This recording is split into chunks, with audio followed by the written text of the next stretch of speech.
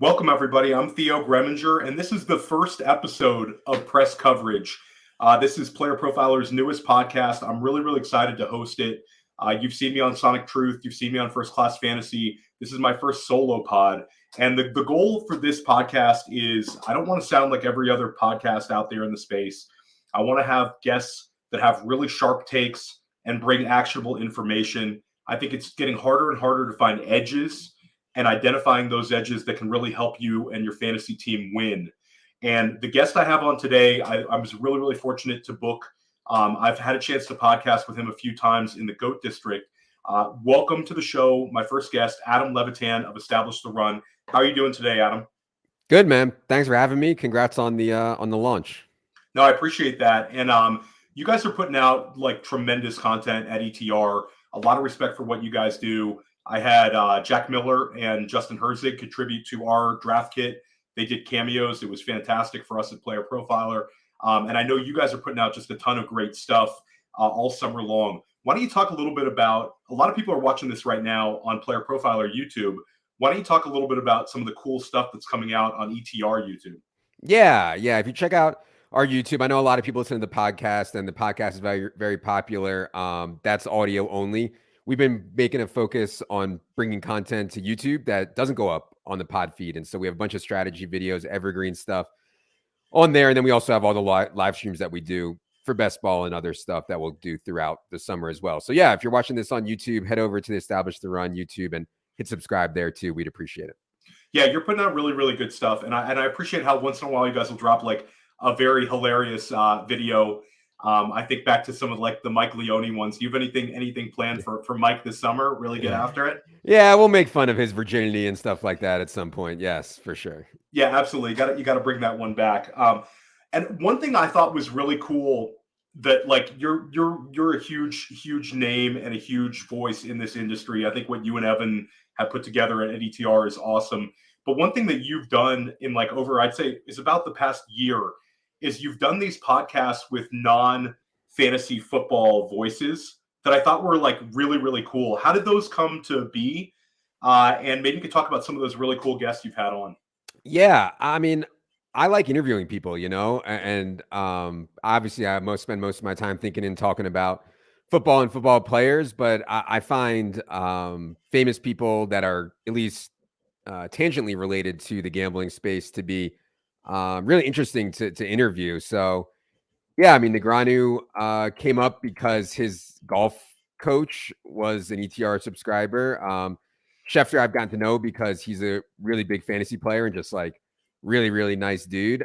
I think people like that like doing interviews with people who actually are really into their space, you know? So when I did the Negreanu interview, you know, like I knew a ton about everything Negreanu's done for the last 10 years with poker, his whole, you know, feud with Doug Polk and the Poker Stars Supernova Elite mess and Coinflex and the heads up duels and the cheating that was going on GG Poker.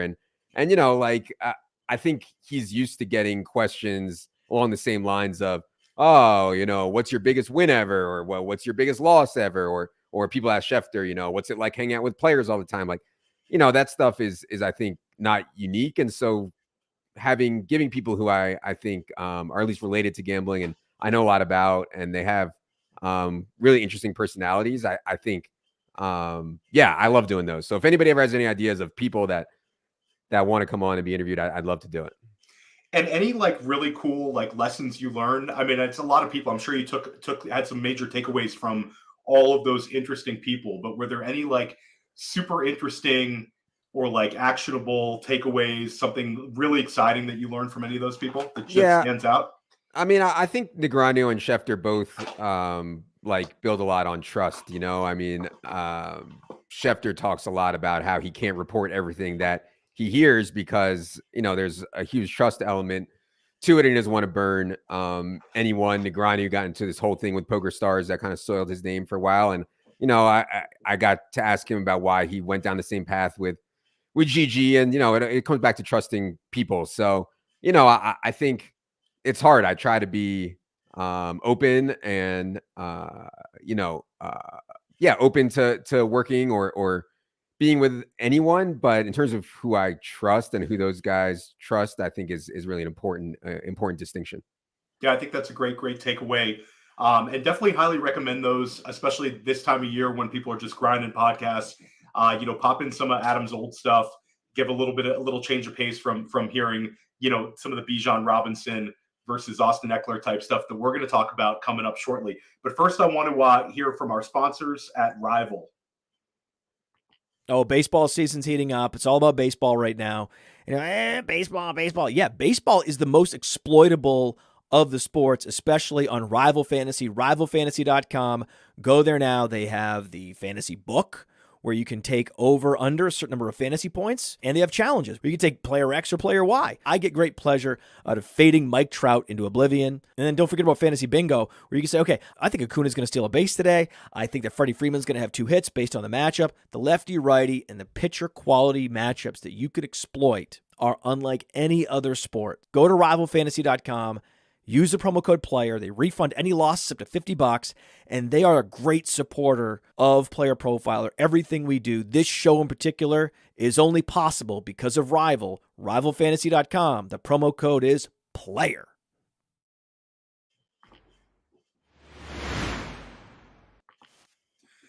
How about you, Adam? Do you like to gamble a little bit on baseball, or you stay out of those streets?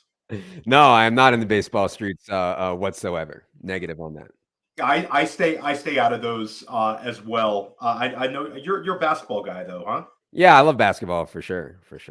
What are you thinking with Wembanyama? You got to be excited about him. I mean, we don't want to get too off topic here, but I was watching some highlights this week, and I'm like so stoked to see this guy in the NBA right now. Yeah, I mean, I think this is like the evolution of athletics and athletes, right? Someone who's 7'4", who can like really dribble and really shoot and is really agile and athletic. Like, it's just the evolution of an athlete. It's totally insane. Yeah, it's really wild. I mean, I think we're probably about the same age, and I think if I was describing this player to you like 20 years ago, you'd be like, I don't buy it, and then like Durant kind of opened everything up. But it's definitely awesome. I can't wait to see him play. Try to get out and check out. Usually, like the Spurs is like the cheap one. If you're going to go to a Knicks game, I'm a New York guy.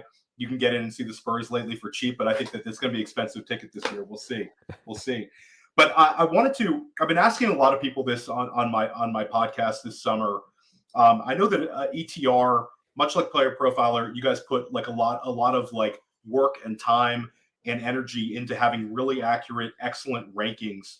And you guys have some super sharp minds over at ETR, putting a lot of work into that.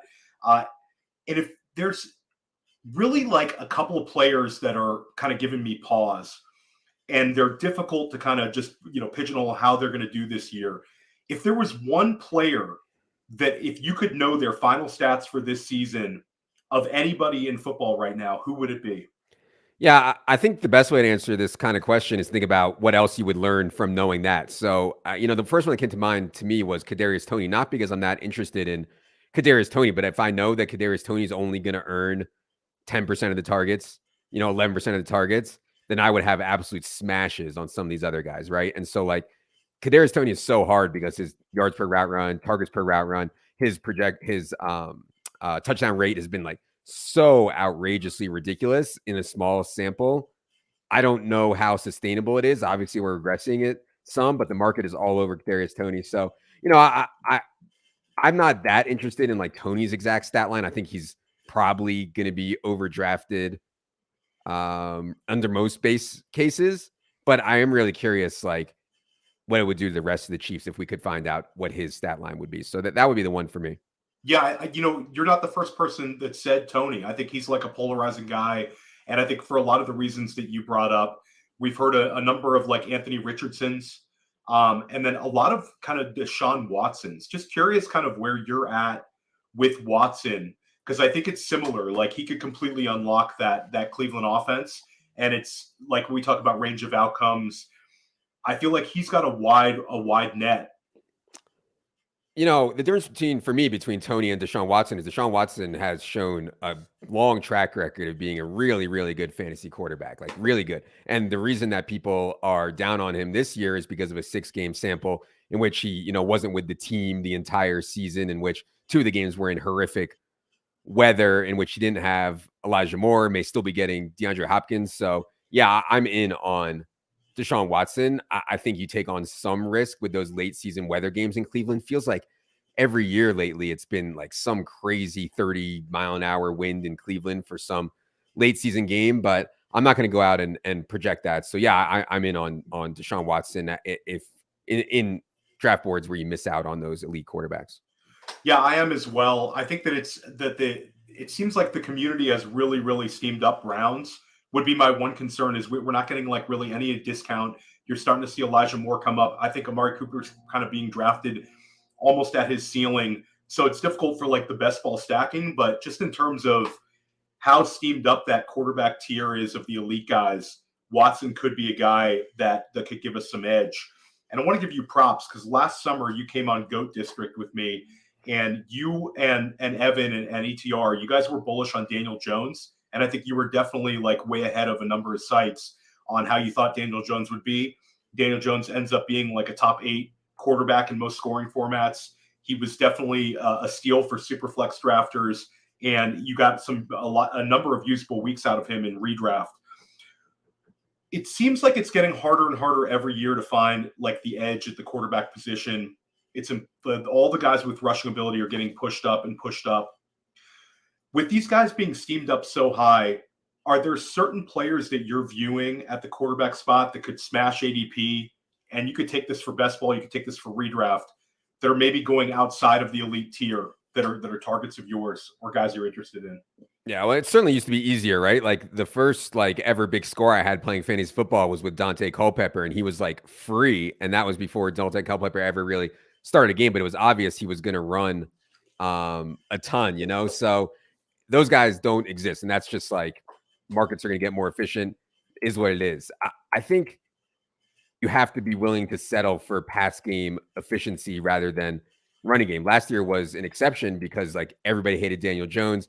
Everybody hated the wide receivers. I don't think they realized how good of a runner Daniel Jones could be or how big of an impact Brian Daboll could have. This year, I don't see it as runners per se. I know some people are on Sam Howell. That's like a little bit too thin and late. I think for me, I'm looking for more efficiency with my quarterbacks in those later rounds this year. So like for me, Tua Tagovailoa and Geno Smith would be my 2 favorite targets. I know they don't go super late, but I think they go late enough to where they can really pay it off. And especially in sites where you get 300-yard bonus, like DraftKings gives you 300-yard bonus for 300-yard pass day, you get 3 points. It's worth a lot with Tua and Geno. And I know people are going to talk about all the Tua concussion stuff. I know people say Geno is a 1-year flash in the pan. I just can't and don't worry about those things. I think the range of outcomes on if Tua gets hurt, gets another concussion is wider than people think. Everybody's just like, oh, another concussion? He's out of the league. It's over. Like, I'm not sure that's definitely going to be the case. And Geno, I do not think was a fluke like at all. Like completion percentage is a really, really hard thing to fluke.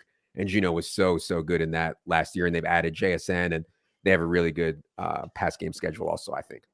Yeah, no, I agree with you. I think that Geno's kind of here to stay. It's really cool to see him have like this late career renaissance.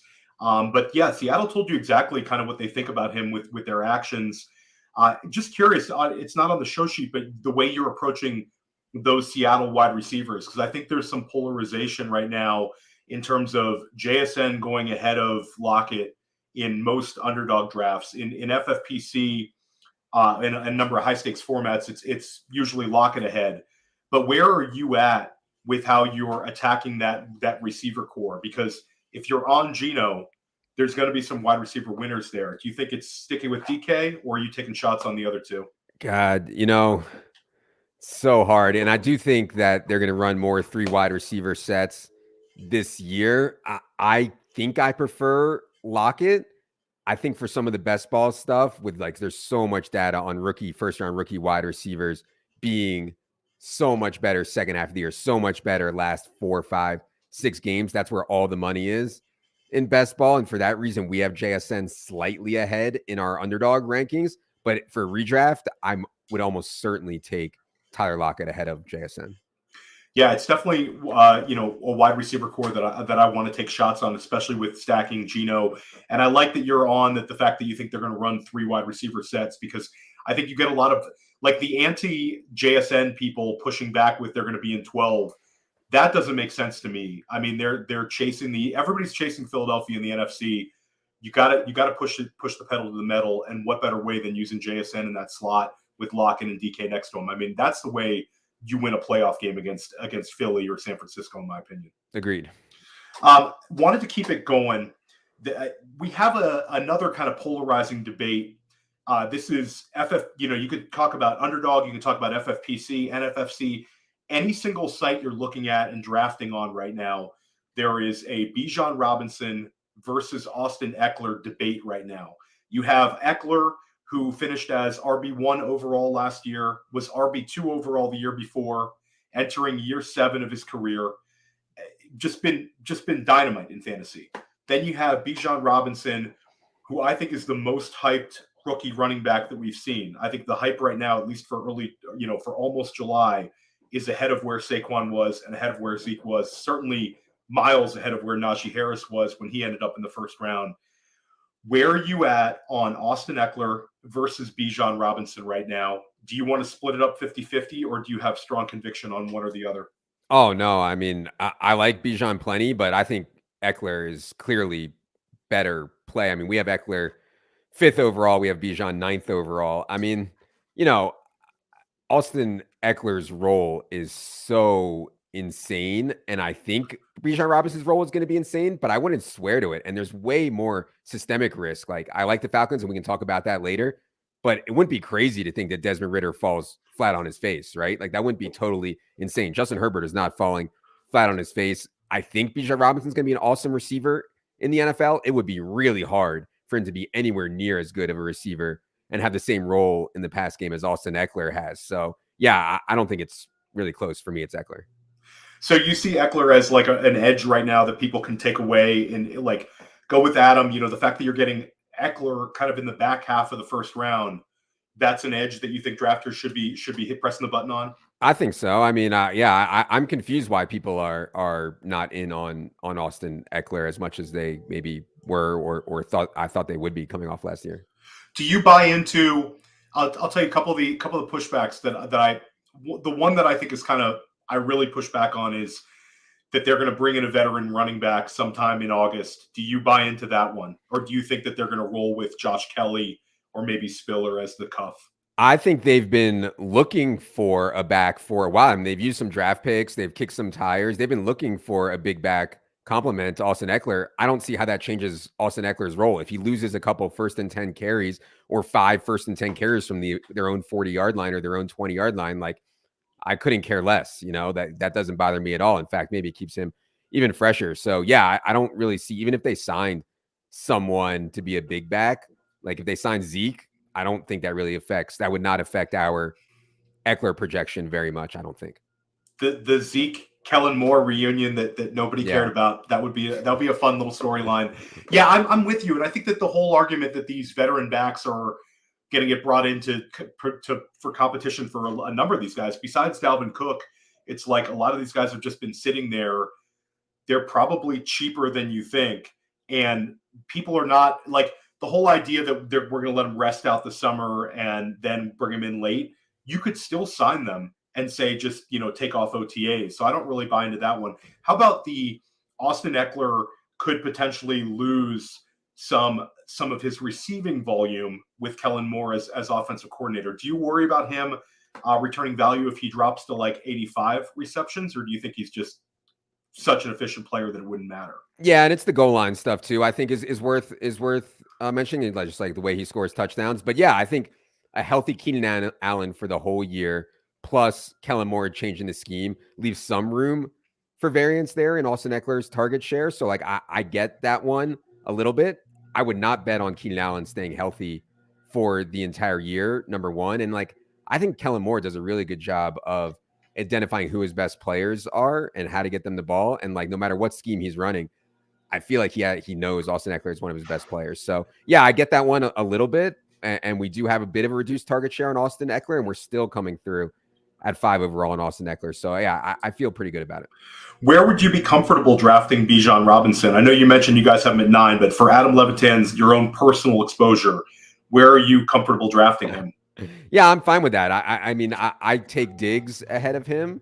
I would consider Devontae Adams and AJ Brown ahead of him, but beyond that, I think I'm totally fine with Bijan Robinson where he goes.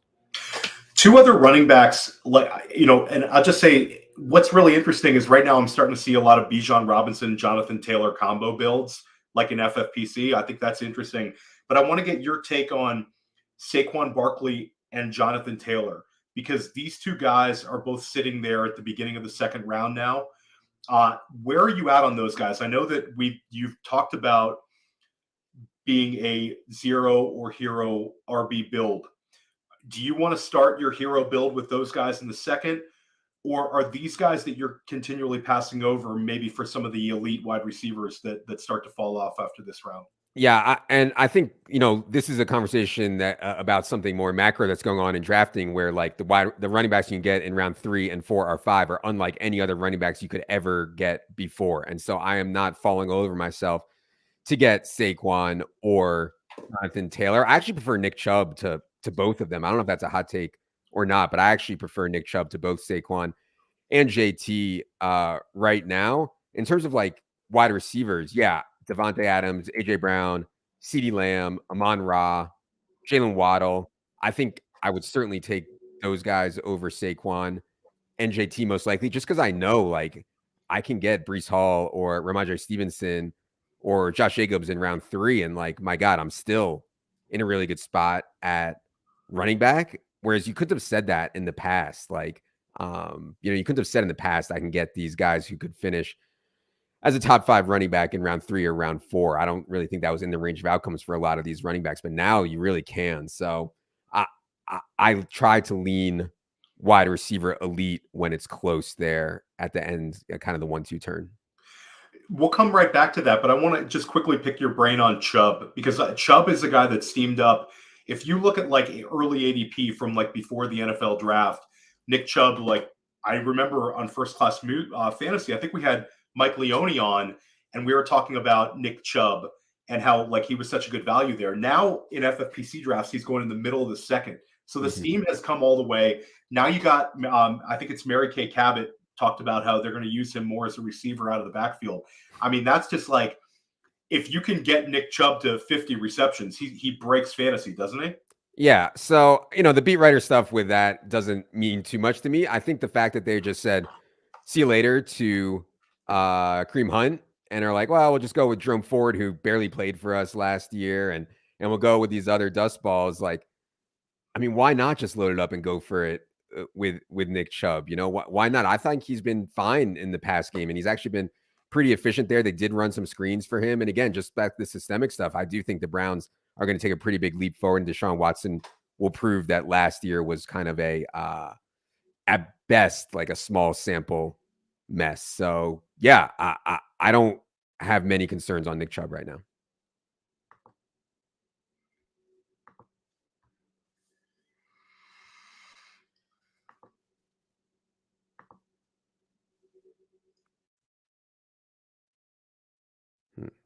Looks like he popped out. Can you guys hear me in the chat? Apologies for the technical difficulties there, Adam. No worries. Yeah, so I also wanted to talk about the dead zone. I know you guys have done a lot of work with this, where I believe, where are we at with the changing of the dead zone? And what do you think the reason for this is, that you're able to get these fantastic running backs? Do you think it's the wide receiver thirst? Do you think it's the quarterbacks being pushed up? What do you think it is? I think people take correct concepts and go too far with them too often. I think hero and zero RB is right in the right setups in the right draft rooms. People take it too far. I think it is right to value rookies more than the market has in the past. because of how the projectable volume in week 1 and week 2 and week 3 isn't worth that much, but these guys come on late in the year. I think that's right. I think people have taken it too far. I think we'd say the same thing about wide receivers. 100%. I think it's right to have wide receiver drafts, but I think people are going a bit overboard, especially in half PPR. So yeah, I think these are all concepts that are right, but people have just taken them too far. Now, counters are hard, which makes me feel like maybe they haven't gone too far. Counters are hard. I mentioned one that these round 3, round 4, round 5 running backs I think are better than ever before and should no longer be considered actual dead zone backs, most of them. But yeah, the market is certainly getting more efficient, and it's just like betting unders in props and stuff like that. Now we're showing a lot more overs because the market is over adjusted, so it still doesn't feel great to take an over, just like it doesn't feel great to take running backs in round 3, 4, 5. But at some point, when things go too far like this, I think there are merit in that. Yeah, and right now you're seeing in like a lot of these FFPC drafts, you're seeing like 14 or 15 wide receivers going in those first 2 rounds. So it's just pushing guys back. 2 running backs that are like red hot in terms of the interest behind them and the bullishness, I think, are Rhamondre Stevenson and Tony Pollard. Pollard usually in the second. Stevenson, we're starting to see in the third a little bit. Where are you at on these 2 guys? Do you think that the hype is real, and are you excited to draft them? I like them both. I mean, Rhamondre was one of our favorite guys last year, and he got steamed. He started in the 11th round, probably closed out around the 8th round. You saw Rhamondre Stevenson with Damien Harris out last year get a 20% target share in something like 6 straight games. Absolutely unheard of at the running back position. I mean, so good. Now, the concern obviously was Bill O'Brien here. He has always used a sub back on pass downs, and that's certainly a concern. They have Ty Montgomery there. They have Pierre Strong there. Will they be that sub back? Maybe. They also talked about Rhamondre wearing down a bit at the end of the year, and I think that was valid. He did look like he wore down a bit to me, but they love this kid. I mean, I heard Bill Belichick say something about my favorite players are Lawrence Taylor and Rhamondre Stevenson or something crazy like that. I mean, Rhamondre Stevenson is really, really good. If he doesn't come off the field in those sub roles, he has the usage that can lead to being a top 5 back. I think this Patriots offense will be better, but they're going to be behind a ton. They have an absolutely brutal opposing quarterback schedule. So I like Rhamondre where he goes, especially if it's middle of round 3. Much higher than that, I'm starting to get a little bit queasy. And I do think they're a good landing spot for Leonard Fournette also. I'll just throw that in there. It just seems like very Patriots-esque to add a Leonard Fournette type. Pollard, go ahead. Sorry. Yeah, I was going to say that the Fournette one, I've heard you talk about that, and it does make a lot of sense because he's versatile, and also they seem to lack receivers. So why not be a little different in that division and just have the fantasy production coming from 2 running backs? I think that's actually very sharp and very Bill Belichick-y to kind of hide Mac Jones with those 2 guys. I like that. Yeah, for sure. And on Pollard, I think the best landing spot actually for Ezekiel Elliott is Dallas. Will he be willing to swallow his pride and come back for hardly any money and be some short yardage specialist behind Tony Pollard? Maybe. We've built a bunch of unlisted work to Dallas because we do still think they're going to add a big back. But if we're wrong and they don't, I mean, when Pollard goes 20th overall, my God, he's just an absolute smash. So I still like taking Tony Pollard, taking him a ton in the second round. We'll see how it plays out with who they add. But again, we have him around 20th overall right now, and we are baking in a lot of unlisted work. I'm all over Pollard right now, and I think the people pushing back on Pollard will bring up the fact that can he handle a lot more carries, and also where do you think that he'll be at as a receiver? Because I think his path to being RB1 overall is he needs to be heavily targeted. What do you think Pollard can handle? Do you have any volume concerns about him? Yeah. I mean, this was the whole thing in TFS. There was a week last year when people were took some quote from Skip Pete, who's the Cowboys running backs coach, completely out of context, and was we don't want to give Tony Pollard more than 30 snaps. He's a sports car, not an SUV or whatever. When the chips were down, Tony Pollard was out there touching the ball 20, 25 times a game when Zeke was out. So no, I think that they're going for it. He's on a 1-year deal, and I hate to be this non-humane, but if I was coaching them and I had a running back on a 1-year deal, I would run him into the freaking ground. I mean, I just would, and maybe I'm a hardo, but yeah, that's what I would do. Adam Levitan, the inhumane running back coach. That's a good show title. And I agree with you. And I think that what's interesting about Pollard is the volume, hasn't been there, but he's only has like 550 career carries. So the tread on the tire is not there. So I'm with you. Want to talk about a couple of these handcuffs. We're starting to see a little bit of Jalen Warren steam. Mhm. You discussed him on Market Movers. Who are some of your favorite handcuffs or handcuff pluses? I mean, I'm always looking for guys who have some standalone value with upside for more, right? So like the direct handcuffs, like Jerome Ford going in the 14th round now or something strikes me as bad. Like he has no I saw standalone value. Jerome Ford in a 350 FFPC I was in the other day went like at the 1201.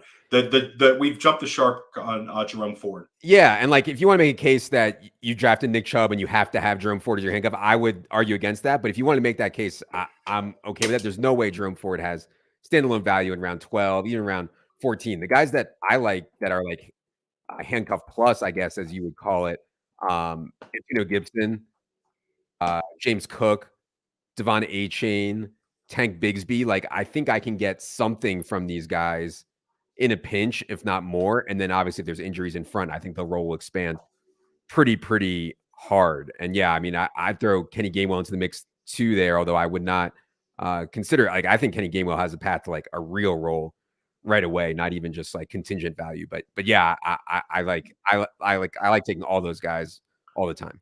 I love taking Gainwell. Gainwell's like the forgotten guy right now. He's got so many paths. I heard you and Evan talk about it. I think you're spot on with Gainwell. Coaching staff loves him. He's like an auto pick in Underdog. It's interesting you bring up Bigsby. Bigsby, to me, might have the most contingent upside for any of these handcuffs. I think he's like for like with ETN. If there was a handcuff that could just break fantasy, like who is the handcuff that if the starter goes down is the best one for your fantasy team? Probably Charbonnet, right? I mean, I know Charbonnet goes pretty high, but I mean, if something happened to Kenneth Walker, I mean, Charbonnet, they already prefer him as the pass down back, I think, and we'll see if he can actually earn that in camp. And then to add base work and goal line work to Charbonnet's role in what we think is going to be a really good offense in Seattle, like to me, he's the one that, I mean, if something happened to Walker, Charbonnet would just smash. I love that answer. I agree with you. And it becomes a little bit polarizing because you're starting to see their ADPs converge. I want to get your opinion on three backfields. You've already brought up Gibson. You've already brought up Charbonnet. But right now, when looking with ADP in consideration, who do you prefer, Ken Walker or Zach Charbonnet? I mean, you said they're converging. I can't believe how late Kenneth Walker is going now. I understand they use a second round pick on Charbonnet.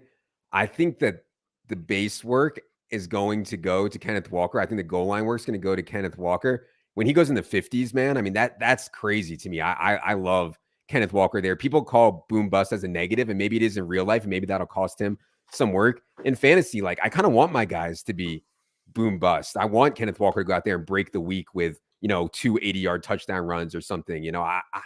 I like that. So yeah, to me, Kenneth Walker, when he goes in the 40s and the 50s, I prefer that. I think that's a smash.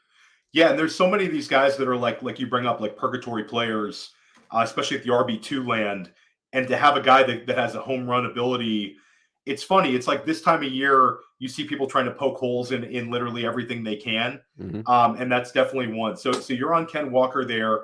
What about James Cook versus Damien Harris? This one's giving people a lot of pause. I'm on the Cook side.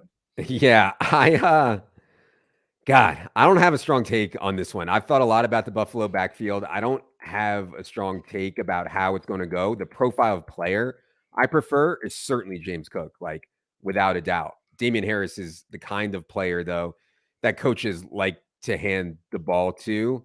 I would go James Cook, but I honestly have not been taking much of either of these guys, and that might be a mistake because I'm kind of paralyzed. Like I get into these spots sometimes where I'm just paralyzed. I don't have a strong take on either guy, and I'm like, well, I'll just take neither. And that's probably bad also. So yeah, I don't have a strong take. I lean Cook just for player archetype. In an underdog type draft, in an 18-man underdog, do you completely lose the edge? Is there an argument to taking Cook and Harris, or do you think that's just bad best ball strategy? Oh no, I think that's good. And we've done a ton of research on this. Leone has an article up about this. We've talked about it. There's the direct handcuff stuff is bad, like Chubb and Ford is bad, where they both can contribute and contribute on different weeks. It's good. And not only can they contribute on different weeks, think about the playoffs. Like you need to win your pod in week 15. You need to win your pod in week 16. You need to win the final in week 17. What if week 15 is a James Cook game and week 16 is a Damien Harris game? And week 17 is James Cook game. I think having them both can actually work. So yeah, I think that's totally fine. Yeah, and it's very interesting. But I remember back to the Jonathan Taylor rookie year. I had a couple of Jonathan Taylor, Nyheim Hines teams that looked so square when I was drafting them, and they ended up working out very well. So I think there's something to that, and highly recommend Mike Leone's work. It's excellent. One more backfield. You talked about Antonio Gibson. Gibson clearly over Brian Robinson, or does that give you pause a little bit? Yeah, it's Gibson over Robinson to me, but it does scare me a little bit because coaches just have repeatedly not loved Antonio Gibson. And Brian Robinson is kind of similar to some of these guys who coaches love. 2-down grinder, plays hard, will get what's blocked, but isn't explosive. Coaches seem to love those guys, but man, with JD McKissic gone and Eric Bieniemy in, it just doesn't set up much better for Antonio Gibson right now. I would consider Brian Robinson and Chris Rodriguez both negatives in the pass game and Antonio Gibson a positive in the pass game. So he should have that role to himself right away. And if he plays well, which I know is always a concern with Antonio Gibson coaches, he seems to always piss coaches off. But if he plays well, I think he could have the pass game role plus. Yeah, I know. It's interesting you bring up McKissic. People forget about McKissic, how targeted he was. In the games he's out on the field, the guy's getting 5 targets. If that simply goes to Gibson, Gibson's a smash. It's not quite as wide as it was, before the draft. I think people are starting to get wise to Gibson, and also, Robinson's kind of a jag. So I wanted to pivot over here to wide receiver. Two guys that people are head over heels for right now are Garrett Wilson and Chris Olave.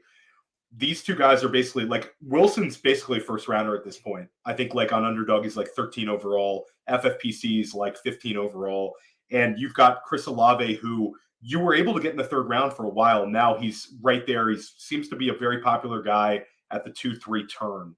Where are you at on Olave and Wilson? Yeah, we're lower than market on Wilson. We're at 17 overall on Wilson, and he goes, like you said, around 12 or 13.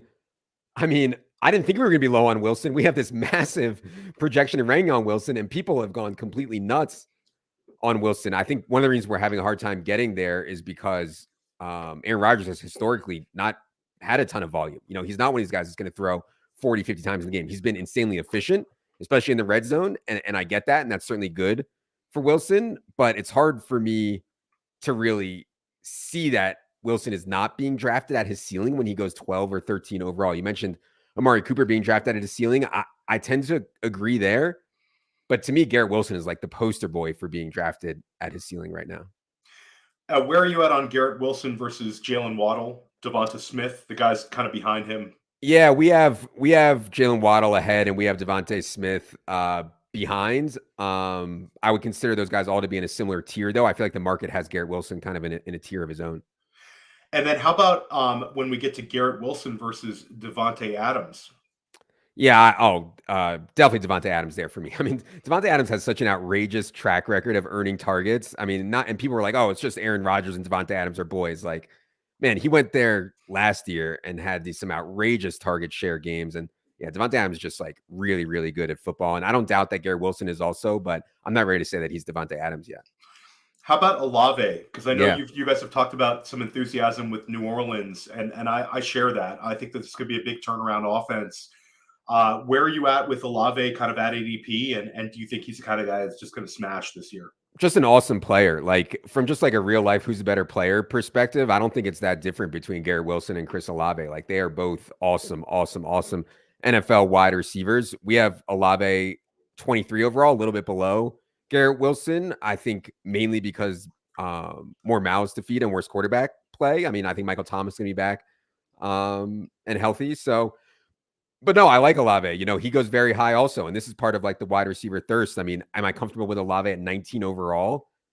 I don't think so. But some of these guys, when you get into more casual drafts, once August and September comes, I think some of these guys are going to be going not way later, but they'll be going later than they're going now when it's a lot of very, very sharp, sophisticated, kind of math-backed people that see the value in guys like Olave and Wilson. I think they'll come down maybe a half round by the time August, September comes. Yeah, it'll be interesting because right now Wilson, it's almost like it's Wilson versus Amon-Ra St. Brown and CD Lamb right now. Yeah. So yeah, I agree with you on that. One, we used to like the norms for fantasy football keep kind of like going out the window. We talked about the dead zone changing. We used to have years ago, it was fade wide receivers on new teams. That's like completely out the window for years now. But one kind of cheat code that people still subscribe to is draft second-year wide receivers. And it's one that I'm continually doing. Last year, we had Jalen Waddle, we had Amon-Ra St. Brown. They both beat ADP. And Devonta Smith was one of the best picks you could possibly make at ADP. He was like wide receiver 39, finishes wide receiver 9.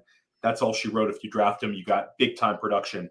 We talked about Wilson and we talked about Olave. And then I mentioned the guys that were big-time successes. But last year, you also saw Elijah Moore and you saw Kadarius Toney, both big-time busts, kind of where they were going. And a lot of times those guys were going before Devonta Smith. Mm-hmm.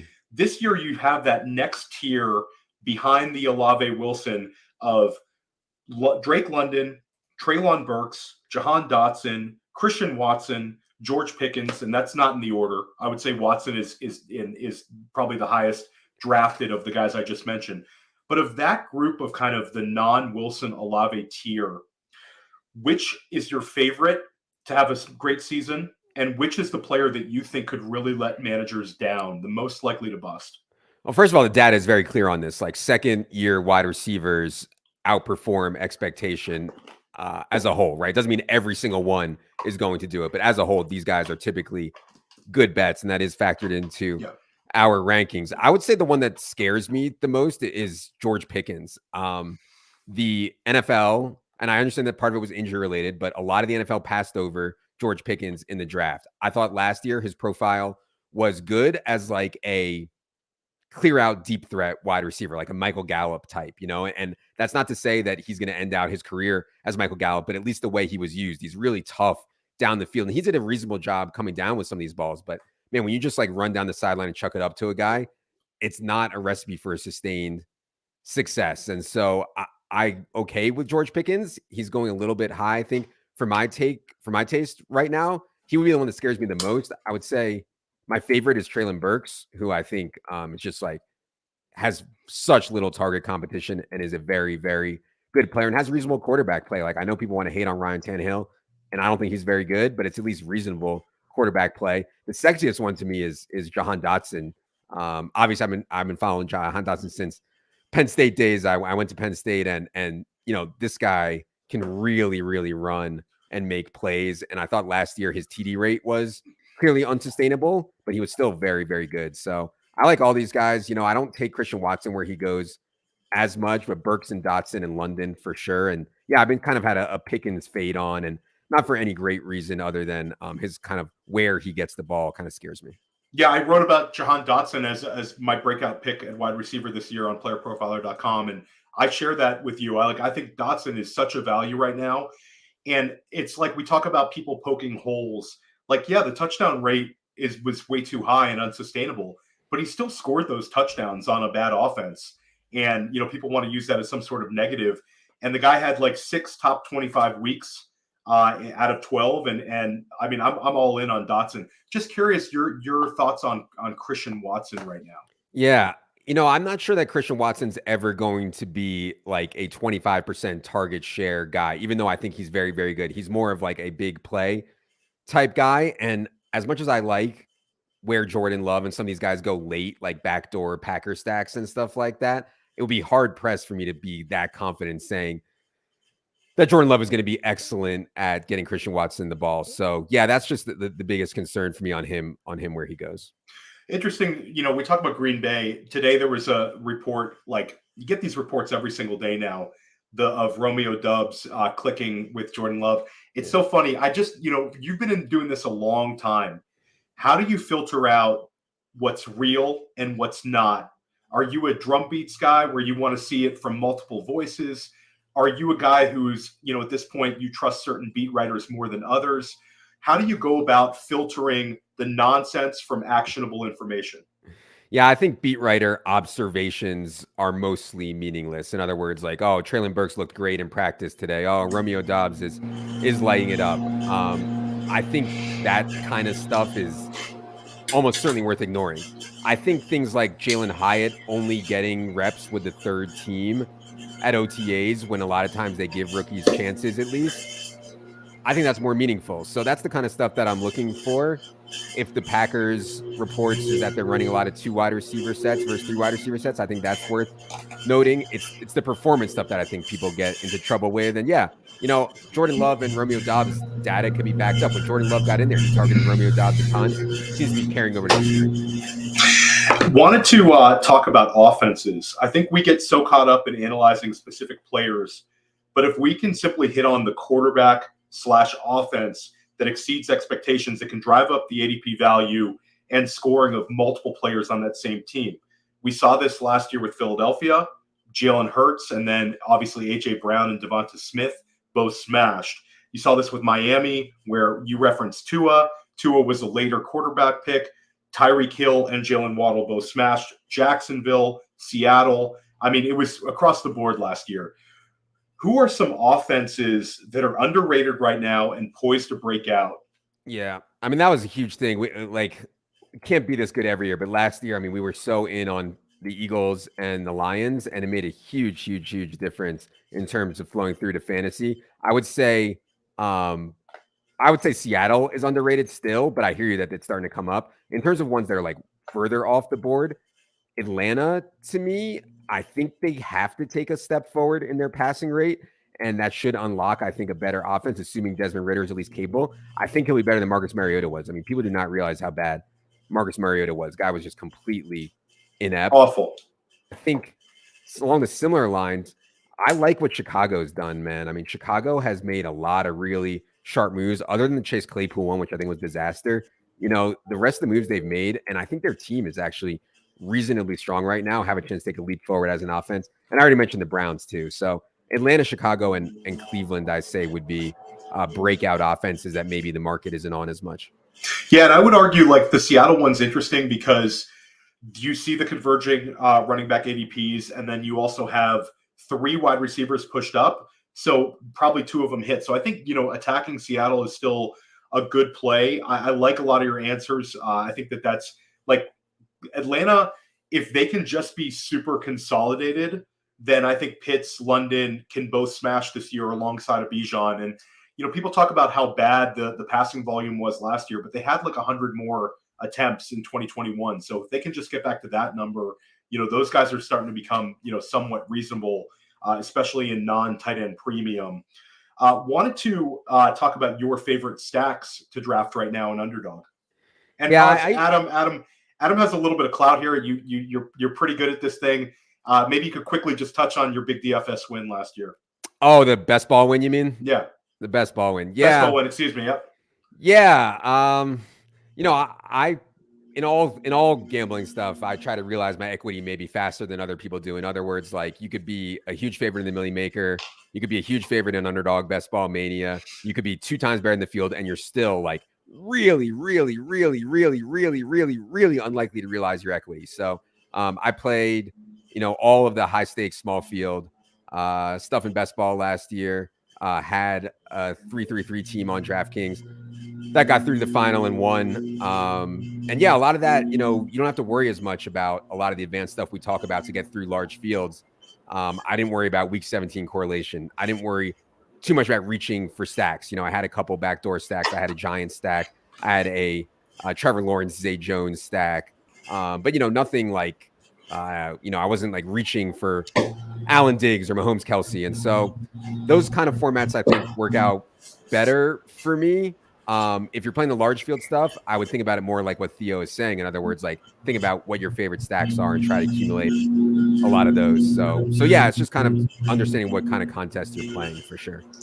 And so right now when you're drafting Underdog, are there continually stacks that you find yourself building, maybe some under the radar, maybe some some ones that cost you a little more, but you're just in on? I mean, I usually have the draft come to me and I end up with the stacks where I like the pass catchers, where I like the running backs from. The backdoor one that I always end up on is New England because it's like so cheap. I end up with like Mac Jones, Hunter Henry, Tyquan Thornton, or like maybe I'll take DeAndre Hopkins in like the 4th or 5th round and I'll end up with Mac Jones just because I think there's, some chance he goes there 30%, 40%. But yeah, that's the one that always falls to me is the New England one. The Miami one is tough. I love the Miami one, but you have to take round 1. And I actually did this recently. I took round 1 Tyreek Hill, round 2 Waddle, and then like round 9 Tua and round 11 A-Chain. And I like that. I'm still thinking through if round 1, round 2 is too much capital in one team for the playoff weeks. In other words, like my second round pick is probably not going to go off if my first round pick goes off. Whereas who I'm playing against in the finals of a basketball thing, they're probably going to have their first and second round pick going off. So I don't know. I'm still thinking about that one, but I do like Miami in general. It's just hard for me. I don't know if I can really go round 1 and round 2 and still be profitable there in best ball. Yeah, so I've heard you talk about Juju Smith-Schuster, and I think that's a good segue to this question is last year we saw I guess I'll take them here, guys. Yeah. They all smashed. You had Josh Jacobs, Amari Cooper, Tyler Lockett, Miles Sanders. They were all like in the top 15 at their position, and obviously Josh Jacobs won leagues. I can remember an NFFC Vegas draft where I got stuck at wide receiver, ended up with Amari Cooper, and I was just all upset. And Cooper ends up smashing for me. Yeah. Who are some of these guys right now that people are like maybe brushing off that could end up having really big years? You referenced Tyler Lockett earlier. Any other veterans that kind of get you a little bit excited that people might think are gross? It's so funny, like Juju Smith-Schuster is like, he's going he's going to end up going in like 120 or something totally insane like that between the knee stuff and the Hopkins stuff, and nobody wants the Patriots. I mean, I don't want to take Juju Smith-Schuster either, but like, I didn't really want to take Josh Jacobs last year either too, So just kind of is what it is. It's not the type of player that I like to draft. And so like, I'm kind of okay that I missed out on Josh Jacobs. I would throw Tyler Lockett again into the mix. Mike Evans is one who I just think is like very good at football and nobody wants to take him because of the quarterback situation. And I don't know if this counts for this kind of archetype, but Gabe Davis to me is someone who everyone was so excited about last year. Now you get like a literal 4-round discount on Gabe Davis, who no one wants. He's still a young player. He's not like a veteran, established veteran, which I think is what you're getting at. But to me, Gabe Davis is a guy, it's like, well, I know last year was bad. Maybe he's not that good at football, but how bad can this be in the 8th round when he's playing every snap with Josh Allen? Yeah, and it's funny because a guy like Gabe Davis, we've seen the smash games, and if he just has like 2 more smash games, then the scoring is so much higher just based on the way he scores points. So I'm with you on Gabe Davis. I don't think he's great, but he has a clear role in one of the league's best offenses. I'm glad you brought up Mike Evans. I think Mike Evans is the one because he's getting drafted kind of in this range where guys are hitting and people are just like disgusted to draft any Tampa Bay Buccaneer right now. Yeah. I think you hit the Mike Evans one. 7th round Mike Evans, and you could just put him in your flex. After last year, he got steamed up almost to like, there were some high stakes drafts where Mike Evans was getting pushed up close to like the 1-2 turn. Yeah. Where, so I think you're all over that one. We haven't talked about tight ends. What's your favorite way to attack tight end right now this season? Do you like taking shots on the elite guys? Are you in on the kind of the middle class of tight ends, or are you going late? I think there's good options throughout the draft, really. And so I kind of let tight end come to me. I would say that Goddard, Waller, Freiermuth, Njoku, to me, are all good, fine options to be the one. Now, it's always a concern for me. I always try to think about tight end from a macro perspective because it's all about separation, right? Like if Travis Kelce separates like he did last year, it's a disaster. And like I took a lot of Mark Andrews and Kyle Pitts last year in like round 3 or so. And that was a disaster because I was like, man, I think there's going to be elite tight end this year. I think it's going to be one of these guys. I think they're going to separate massively, and they don't. And the opportunity cost in round 3 is so high. And so my lean, especially in some of those smaller field stuff, is quantity over quality. I'm not sure that's right in large field, but in small field, I'm more into give me 3 guys. Give me, Goddard, Chig, and Gerald Everett, or give me Freiermuth, Waller, and Higbee, or something like that. And let me just try to piece it together at tight end with quantity over quality. In redraft, I think that's worse. And in large field, I think that's worse, but that's kind of the way I think about it for small field. So, like for underdog builds, do you think there's ever an argument? We try to be different in our builds. Do you think there's ever an argument for a 4 tight end build? Yeah. And, Jack just wrote an article about that. We talked about that on the podcast. I think it's viable. I wouldn't do it in a ton of my drafts, but yeah, like 4 dusty tight ends, I think is viable. I also think that the other thing that's viable in those really large field stuff is you have to think about week 17. Let's say Travis Kelce again has some outrageous year. He smashes all other tight ends. He's going to be on so many playoff teams. You get to the final or you get to the playoffs. Let's say Travis Kelce has a dud and you have nothing else at tight end.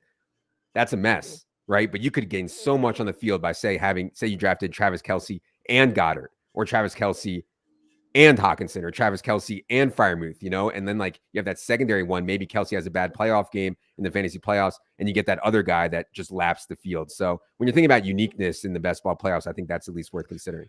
Yeah, and fragility sucks if you lose one of your guys late in the year, right, Adam? Yeah. That's for sure. Let's just play. Speaking of like contingent upside, if Kelce misses time, which Kansas City Chief would be the one to really shine? Because they're not going to stop scoring points if Travis Kelce misses some time. He's been so fortunate with injuries.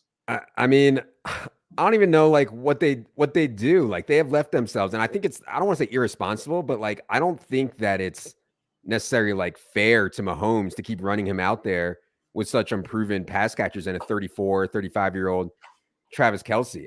I mean, I honestly don't know what they would do if Travis Kelce went down, which makes me think that they feel pretty good about Travis Kelce's aging curve and his health, because if they thought that Travis Kelce was like falling off, I think they would have had to do more at weaponry. So yeah, if he goes down, I don't know, man. Like Noah Gray, I don't know. I don't think that it would be.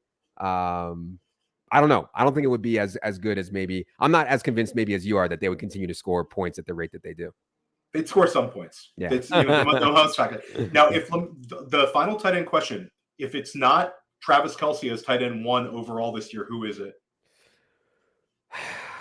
I guess the chalk answer is certainly Mark Andrews. Like we didn't really touch on the Ravens at all, but I do believe that the Todd Monken play faster, play spread, throw more is true. So I think the best answer has to be Mark Andrews. The only other one that I think could see enough volume would be Hockenson, but it's really unlikely. I think that Hockenson would get enough volume there to be there. I mean, the Travis Kelce stuff is just so outrageous with his target share and who he's catching passes from.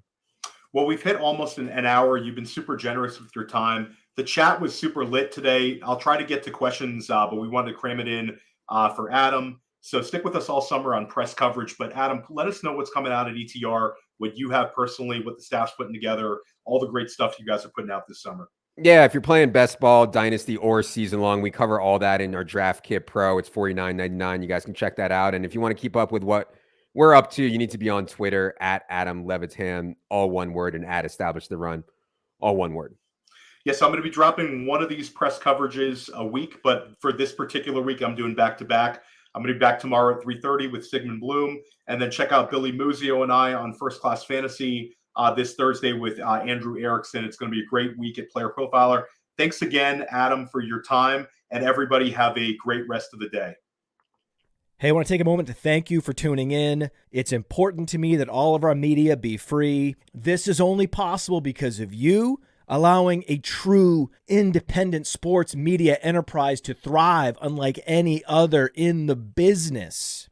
So please subscribe to the All In Package to continue to make all of this possible, to ensure that all of our stats, information, data, content is available to you, especially you, the people that get the site and get the show.